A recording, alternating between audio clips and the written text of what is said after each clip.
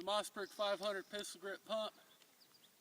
A little compensator on there is what you call a Roadblocker. Let's see what this bad boy can do. Let's get her done.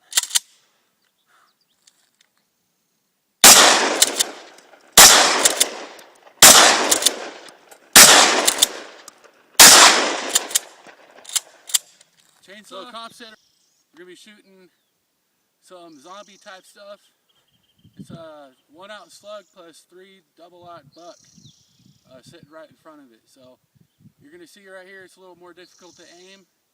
It's the nature of the beast with this thing set up, but it's what it is.